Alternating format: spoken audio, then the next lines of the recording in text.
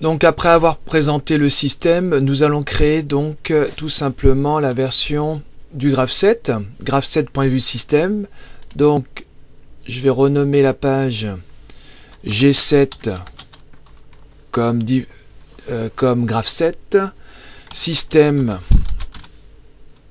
voilà, donc c'est le point de vue. Je vais mettre la grille pour bien placer les différentes étapes et transitions. Je vais commencer donc l'étape initiale.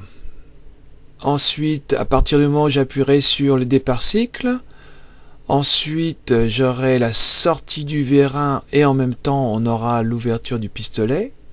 Quand on arrivera à la fin de la tige du vérin, on fera rentrer le pistolet et on arrêtera donc l'arrêt pistolet.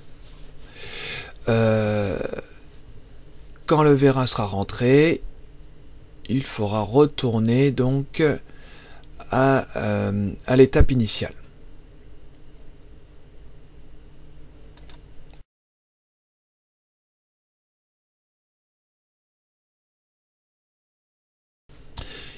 La première, c'est l'étape initiale. Voilà. Donc, je vais devoir les numéroter. Le numéro, donc, je redescends, je choisis clic droit, voilà, 0, 1, 2. Ensuite, je devrais mettre la réceptivité, le sens de la réceptivité. Donc là, c'est appui sur S1 ou sur départ cycle. On va faire départ cycle d'abord. Voilà. Et rentrer vérin. Ouais, ça sert à rien d'appuyer sur le départ cycle si le vérin n'est pas rentré. Ok. L'autre transition, donc c'est après avoir appuyé et rentré, le tige du vérin va sortir et le pistolet mettre en action. Donc sortie du vérin. Donc atteste que la sortie du vérin. Et quand il y a la sortie du vérin, on va arrêter le pistolet, on va faire rentrer la tige du vérin. Donc ici c'est attestation de rentrée vérin.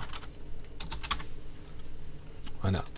Je vais enlever la grille pour que ça soit un peu mieux. Voilà. Maintenant je vais faire les actions. Je clique sur action. Je choisis donc à l'action 1, je souhaite avoir sorti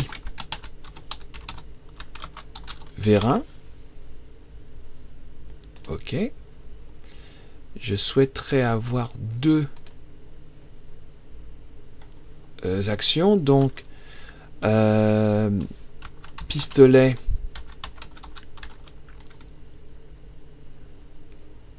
en marche.